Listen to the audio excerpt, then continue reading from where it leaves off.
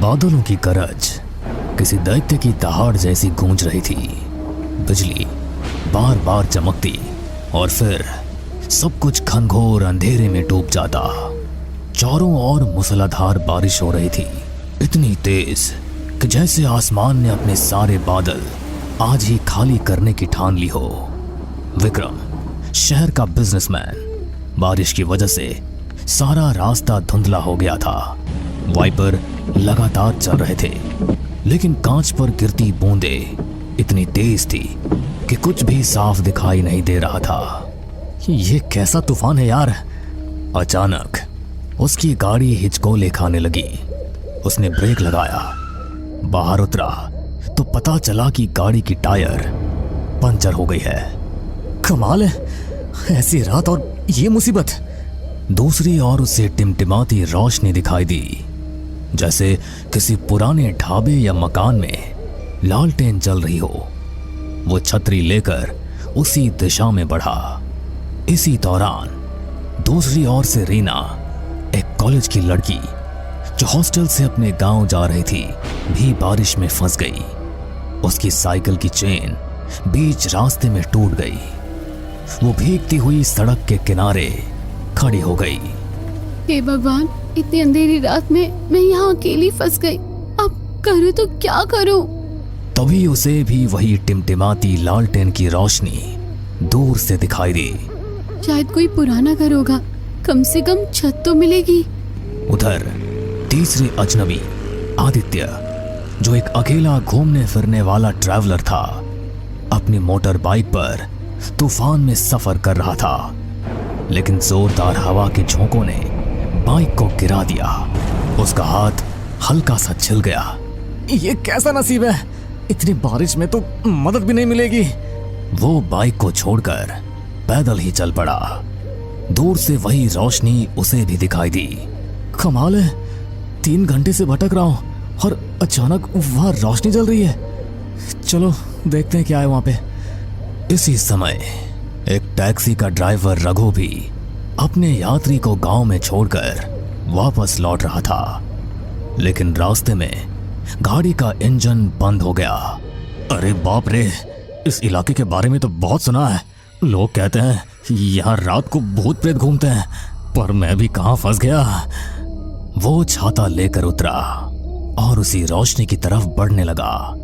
और पांचवी थी सोनिया। वो शहर से आई हुई एक रिसर्चर थी जो पैरानॉर्मल एनर्जी पर रिसर्च कर रही थी। उसके पास छोटे छोटे इलेक्ट्रॉनिक यंत्र थे जिनसे वो आवाजें कैप्चर करती, इलेक्ट्रोमैग्नेटिक वेव्स मापती और अजीब घटनाओं का पता लगाती। बारिश में उसका लैपटॉप बैग भीग गया, लेकिन उसके छोटे छोटे उपकरण अभी भी काम कर रहे थे। वो भी उसी रोशनी की तरफ जा रही थी। ये इलाका इलेक्ट्रोमैग्नेटिक डिस्टरबेंस के लिए मशहूर है। शायद आज मुझे असली सबूत मिल जाए। पांचों अजनबी अलग अलग रास्तों से चलते हुए एक ही जगह पहुंचे, एक पुरानी हवेली के सामने। वो हवेली किसी कब्रिस्तान के किनारे खड़ी थी। उसके टूटी हुई खिड़कियों से लालटेन जैसी रोशनी बाहर झांक रही थी। बारिश के बीच पांचों एक दूसरे को देखकर चौंक गए। आप लोग यहाँ कैसे? दरअसल मेरी गाड़ी खराब हो गई थी तो मैं मदद ढूंढ रहा था। हाँ, मेरा भी यही हाल है। मैं बाइक छोड़कर आया हूँ। और मैं तो टैक्सी ड्राइवर हूँ, इंजन ने जवाब दे दिया। मैं रिसर्च के लिए आई हूँ। आप सब भी यहाँ तक पहुँच गए, इसका मतलब कोई कारण है? सभी एक दूसरे को अनजानी नजरों से देखने लगे। वे एक दूसरे को जानते नहीं थे, लेकिन बारिश और अंधेरे ने उन्हें मजबूर कर दिया था कि वे हवेली के भीतर जाएं। हवेली का दरवाजा खुद ब खुद खुल गया। ये दरवाजा अपने आप कैसे खुला? बाबा रे, मैंने सुना है ये हवेली भूतिया है, हमें अंदर नहीं जाना चाहिए। देखिए, बारिश इतनी तेज है कि बाहर खड़े रहना जानलेवा होगा, इसलिए बेहतर होगा कि हम अंदर चलें। जैसे ही वे अंदर पहुंचे, हवेली का दरवाजा धड़ाम से बंद हो गया। सभी चौंक कर पीछे मुड़े। हे भगवान, ये क्या था? शायद हवा के दबाव से बंद हुआ होगा, घबराओ मत। तभी ऊपर से एक लाल रंग की तरल बूंद टपक कर रीना के हाथ पर गिरी। वो चीख उठी। कौन? ये कौन है? छत पर एक बूढ़ी औरत की धुंधली परछाई झूल रही थी, पर परछाई बिजली चमकते ही वो गायब हो गई। सभी अब सचमुच डर गए थे, लेकिन सोनिया ने अपने बैग से एक इलेक्ट्रोमैग्नेटिक डिटेक्टर निकाला। मैं कह रही थी ना, यहाँ पैरानॉर्मल एनर्जी मौजूद है। ये देखो, डिवाइस रेड जोन में चला गया है। देखिए मैडम, हमें आपकी रिसर्च से कोई मतलब नहीं है, हमें यहाँ से बाहर निकलना है बस। दरवाजा बंद हो चुका है, बाहर निकलना आसान नहीं होगा। बाबा रे, अब तो हम सब मरे। हवेली की घड़ी टन टन टन करती हुई 12 बजने का इशारा करने लगी। बारिश और तेज हो गई। जैसे ही सभी अंदर आए, अचानक जोर की आवाज हुई। हवेली का पुराना लोहे का दरवाजा अपने आप बंद हो गया। हे भगवान, ये दरवाजा अपने आप कैसे बंद हो गया? किसी ने खेल खेला है। यहाँ कोई और भी है। अरे मैंने पहले ही कहा था, ये जगह ठीक नहीं है। रीना कांप गई। आदित्य ने टॉर्च जलाने की कोशिश की, पर जैसे ही रोशनी जली, रोशनी झपकी और बुझ गई। ऊपर की मंजिल से किसी महिला की चीख सुनाई दी, जैसे कोई दर्द में चिल्ला रहा हो। नहीं, ये आवाज इंसान की नहीं थी। तभी छत से अचानक किसी भारी चीज के गिरने की आवाज आई। सब उछलकर पीछे हट गए। मैं जाकर देखता हूं। वो सीढ़ियों की तरफ बढ़ा, लेकिन अगले ही पल ऊपर से एक पुराना लकड़ी का झूमर गिरा और विक्रम के सामने फर्श पर टूट गया। अगर वो 2 कदम और आगे होता तो उसकी जान जा चुकी होती। सोनिया के हाथ में एक छोटा सा यंत्र था जो इलेक्ट्रोमैग्नेटिक वेव्स डिटेक्ट करता था। वो उसे ऑन करती है। कुछ गड़बड़ है। इस हवेली के अंदर इलेक्ट्रोमैग्नेटिक स्पाइक्स आ रहे हैं। यहाँ कुछ अननेचुरल है। मैंने पहले ही कहा था, यहाँ आत्माएं हैं। इस हवेली में कई लोग फंसकर मरे हैं। तभी दीवार पर टंगे एक पुराने आईने में अजीब हलचल हुई। रीना ने सबसे पहले देखा। देखो, आईने में कोई है। सबने देखा। आईने में 5 नहीं बल्कि 7 परछाइयां दिख रही थी, और वो 2 अतिरिक्त परछाइयां धीरे धीरे उनकी तरफ बढ़ने लगी। ये कैसे हो सकता है?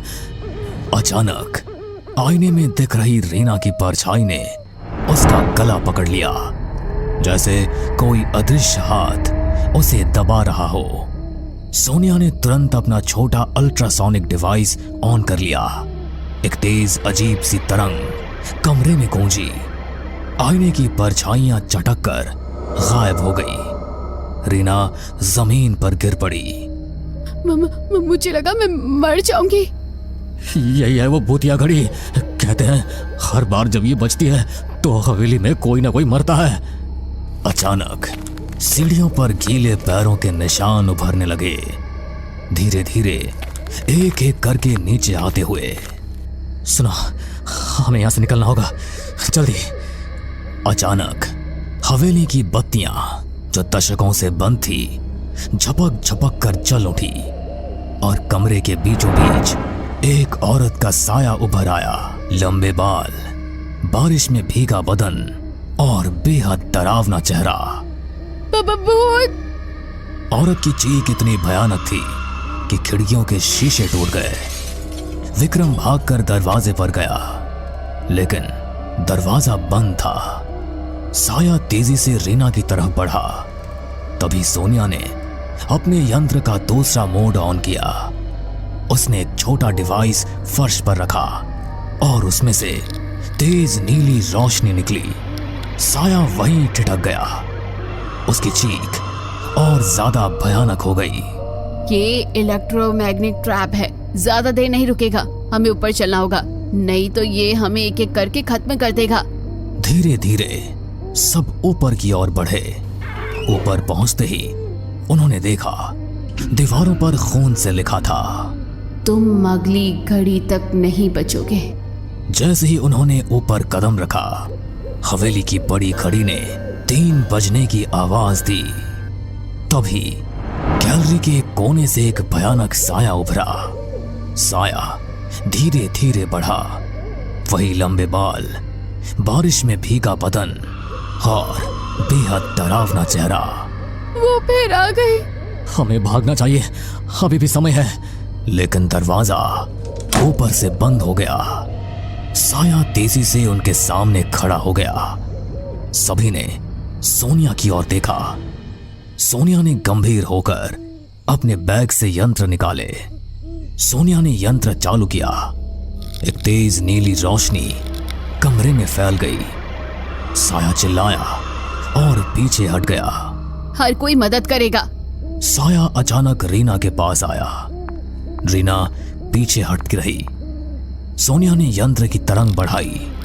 साया एक झटका खाते हुए रुक गया। ऊपर की मंजिल से कई और परछाइयां आई। सोनिया ने अपने यंत्रों का बड़ा डिवाइस ऑन किया। यह डिवाइस पूरा कमरा इलेक्ट्रोमैग्नेटिक फील्ड में डाल देता था। परछाइयां दर्द से कराहने लगी। तुम लोग यहाँ से नहीं बचोगे। लेकिन सोनिया ने आवाज तेज की और सभी को इकट्ठा किया। बाहर की बारिश और तेज हो गई थी। हवेली की खिड़कियां फटने लगी। बिजली बार बार कड़क रही थी। सोनिया ने देखा कि साया अब कमजोर पड़ रही है। बस थोड़ा और, अभी खत्म करेंगे। सोनिया ने यंत्र का अंतिम स्तर ऑन कर दिया। एक तेज रोशनी निकली। साया और अन्य परछाइयां जोर जोर से चीखी और हवा में उड़ गई। हवेली में अचानक सन्नाटा छा गया। बारिश अब भी तेज थी, लेकिन हवेली में कोई साया और परछाई नहीं थी। भोपाल के रामनगर में अनाथ बच्चों के लिए एक ऑर्फनेज बनाया गया था। शुरू के कुछ साल तो वहाँ सब कुछ बिल्कुल सामान्य था, लेकिन बीते कुछ समय से वहाँ अजीबोगरीब घटनाएं घटने लगी थी।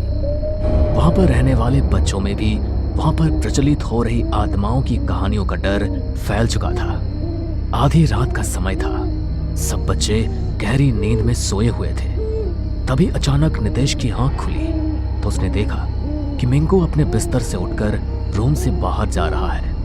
हे मिंकू, इतनी रात को कहाँ जा रहा है तू? पता है ना, मीस ने इतनी रात को रूम से बाहर निकलने के लिए मना किया है।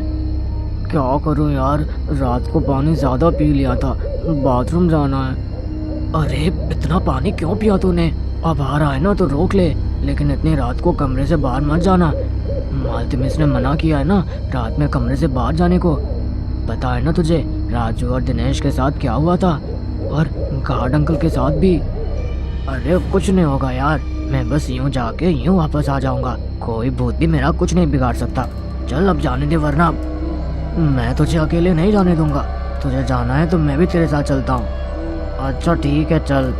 नितेश और मिंकू ने दबे पांव चलते हुए बड़ी ही सावधानी से कमरे का दरवाजा खोला और बड़े ही धीरे धीरे कॉरिडोर से निकलते हुए वॉशरूम की तरफ बढ़ने लगे।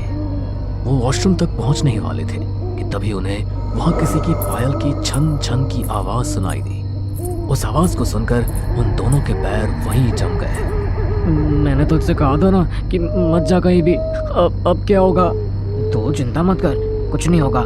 रात को तेज हवा चलती है तो ऐसी आवाजें आती रहती है, तो ज्यादा ध्यान मत दे।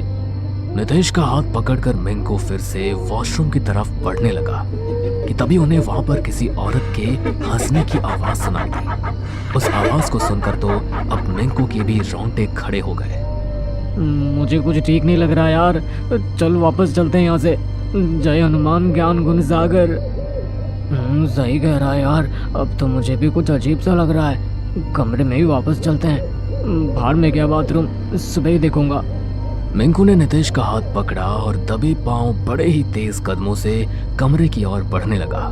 तभी उन्हें कमरे की दीवार पर एक बेहद बड़ी और भयानक परछाई दिखाई दी और उनके कानों में फिर से वही भयानक हंसने की आवाज सुनाई दी। उस हंसी की आवाज इतनी भयानक थी कि उसे सुनते ही उन दोनों का शरीर बुरी तरह पसीने से भीग गए। लेकिन मिंकू ने हिम्मत करते हुए कमरे का दरवाजा खोला। कमरे का दरवाजा खोलते ही उन्हें वहां किसी की बहुत तेज चीख सुनाई दी। वो चीखने की आवाज इतनी तेज थी कि वहां पर सोने वाले सभी बच्चे जाग गए और ऑर्फनेज में बच्चों का ध्यान रखने वाली मालती मिस और फरीदा मिस भी नींद से उठकर जल्दी से वहां पर आ गई। क्या हुआ यहाँ पर? किसी बच्चे को कोई चोट लगी है क्या? और तुम दोनों, तुम इस वक्त रूम के बाहर क्या कर रहे हो? मना किया है ना रात के समय किसी को भी रूम से बाहर नहीं निकलने को। नहीं मालती मिस, वो चिल्लाने की आवाज सुनी तो इसलिए हम बाहर आ गए। अंदर जाओ, जल्दी अंदर जाओ तुम दोनों। फरीदा मिस, गार्ड के पास चलकर पूछते हैं क्या हुआ, क्योंकि वो चीखने की आवाज नॉर्मल नहीं थी। बस फिर से किसी के साथ कुछ ना हुआ हो। ओह माय लॉर्ड जीसस, रक्षा कीजिएगा। इससे पहले कि वो दोनों गार्ड के पास जाती, तभी गार्ड भागता हुआ उन दोनों के पास आ गया। वो बुरी तरह हाँफ रहा था। वो कुछ बोलने की कोशिश कर रहा था, लेकिन डर के मारे वो अपने मुंह से शब्द भी नहीं निकाल पा रहा था। क्या हो गया तुम्हें? इतने डरे हुए क्यों हो? कहीं फिर से तो यहाँ कुछ ऐसा नहीं हो गया? अरे बोलो, तुम इस तरह मुझे और ज्यादा डरा रहे हो। बताओ, बोलो क्या हुआ? मालती मिस की बातों का गार्ड कोई जवाब नहीं दे पाया, लेकिन उसने अपनी उंगली से बालकनी के बाहर की तरफ इशारा किया। बालकनी? क्या है बालकनी में? गार्ड बिना कुछ बोले सीधा बालकनी की तरफ बढ़ने लगा। मालती और फरीदा मिस भी उसके साथ बालकनी की तरफ बढ़ी, लेकिन जैसे ही उन्होंने बालकनी में पहुंचकर वहां से नीचे की ओर देखा तो सामने ऑर्फनेज में साफ सफाई के काम करने वाले सुजीत की लाश पड़ी थी। लेकिन ऐसा यहाँ पर पहली बार नहीं हुआ था। इससे पहले भी ऑर्फनेज के पुराने गार्ड और 2 बच्चों के साथ यह हादसा हो चुका था, इसलिए वो तीनों ये देखकर बहुत घबरा चुके थे। जिस बात का डर था वही हुआ मालती मिस। पिछले 4 महीनों में ये चौथी मौत हुई है हमारे ऑर्फनेज में। नीलम मैम ने कहा था कि अब यहाँ बच्चों को रखना खतरे से खाली नहीं, लेकिन हमने उनकी एक बात नहीं मानी। हमारी वजह से आज सुजीत भैया की भी जान चली गई। अब तो मैं एक और पल भी यहाँ नहीं रुकूंगा। आप लोगों को भले ही अपनी जान से प्यार ना हो, लेकिन मुझे अपनी जान बहुत प्यारी है। नहीं करनी मुझे ऐसी नौकरी। रख लेना अपनी पगार अपने पास। मैं अभी ये नौकरी छोड़कर जा रहा हूँ। ये तुम क्या बोल रही हो? यहाँ पर सभी बच्चे अकेले हैं। तुम्हें यहाँ नौकरी नहीं करनी तो कोई बात नहीं, लेकिन कम से कम सुबह तक तो यहाँ रुक जाओ। अभी तो हमें पुलिस को भी इन्फॉर्म करना है। अगर तुम इस वक्त यहाँ से चले गए तो पुलिस का शक ना चाहते हुए भी तुम पर आ जाएगा। क्या मुसीबत है? यहाँ रुका तो जान का खतरा, और चला गया तो पुलिस पीछे पड़ जाएगी। हे भगवान, क्या मुसीबत है? तुम रुको, मैं अभी पुलिस को इन्फॉर्म करती हूँ। मालती मिस ने पुलिस को इन्फॉर्म करके ऑर्फनेज बुलाया। पुलिस पिछले 4 महीने में चौथी बार यहाँ आई थी। एक के बाद एक यहाँ पर लोगों के मरने की बात पुलिस के लिए भी अब चिंता का विषय बन चुकी थी। एक बात मुझे बहुत खटक रही है शिंदे। ये ऑर्फनेज तो यहाँ पिछले 15 साल से है, लेकिन ये भूतिया किस्से और ये लोगों के मरने के किस्से पिछले 4 महीने से ही हो रहे हैं। बात कुछ समझ में नहीं आ रही।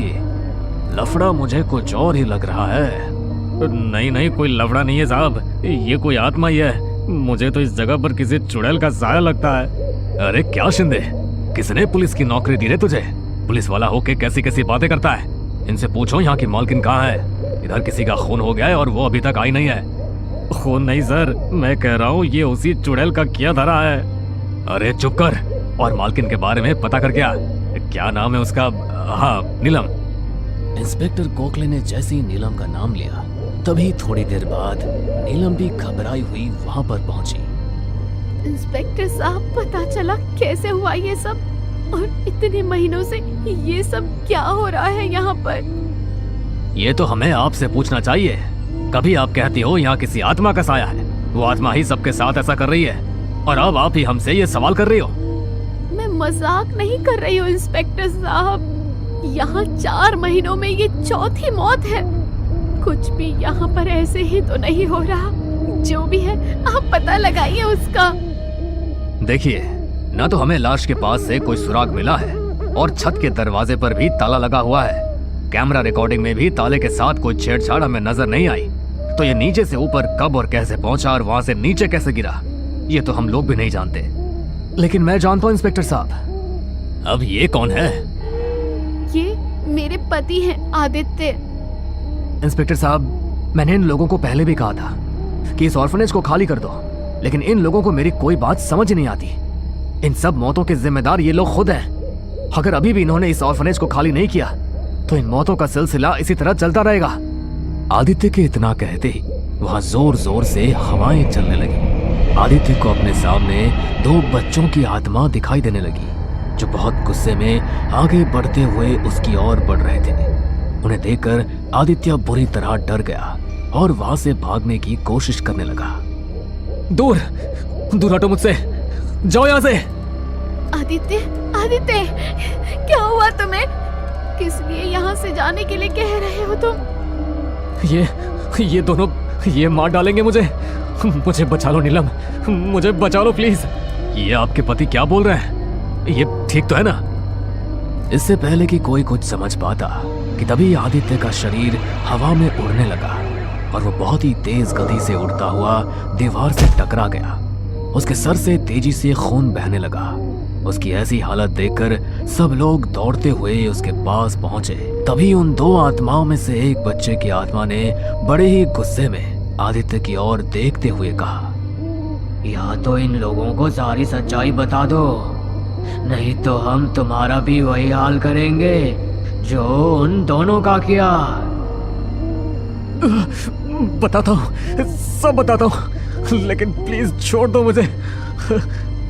क्या बताता हूँ? शिंदे, जल्दी एम्बुलेंस को बुलाओ तुम।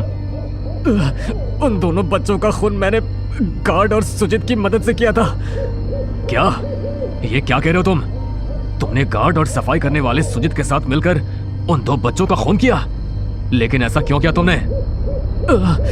क्योंकि मैं इस ऑर्फनेज में आत्मा का डर फैलाकर इसे खाली करवाना चाहता था, ताकि यहाँ पर एक बड़ा मॉल खोल सकूं। मैंने बहुत बार नीलम से इस ऑर्फनेज को तोड़कर यहाँ मॉल बनाने के लिए कहा, लेकिन वो इन बच्चों को यहाँ से नहीं निकालना चाहती थी। इसलिए मैंने गार्ड और सुजित के साथ मिलकर ये प्लान बनाया और आत्मा का डर फैलाने के लिए उन दोनों बच्चों को मार दिया। मैंने यहाँ पर बच्चों में डर फैलाने के लिए प्रोजेक्टर का इस्तेमाल किया और साउंड इफेक्ट्स के लिए वॉइस रिकॉर्डर का, ताकि रात को जब कोई बाहर निकले तो उसका डर यकीन में बदल जाए। आदित्य ने पुलिस को जो सच्चाई बताई, उसे सुनकर सबके रोंगटे खड़े हो गए। मैं कभी सपनों में भी नहीं सोच सकती थी कि पैसों के लिए तुम इस हद तक गिर सकते हो। मैं नहीं जानती थी कि तुम इतने घिनौने हो। अगर मुझे ये पता होता तो मैं तुमसे कभी शादी ही ना करती।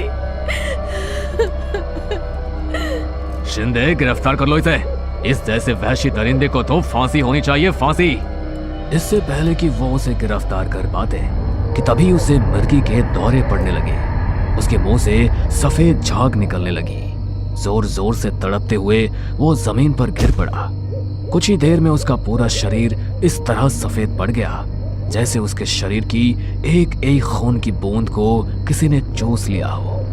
कुछ देर तक तड़पने के बाद उसने वहीं पर अपना दम तोड़ दिया। जिस तरह उसने अपने लालच के लिए उन 2 मासूम बच्चों को मौत के घाट उतारा था, आज उन बच्चों की आत्माओं ने अपने 3 कातिलों को मारकर उनसे अपना बदला ले लिया था और अब उनकी आत्मा हमेशा के लिए मुक्त हो गई थी। हमें पूरा यकीन है दोस्तों कि आप लोगों को ये कहानी ज़रूर पसंद आई होगी। अगर आपके साथ भी कुछ ऐसे अनकहे किस्से हो चुके हैं तो प्लीज़ हमारे साथ शेयर करें। हम ज़रूर अपने चैनल पर उनको दिखाएंगे।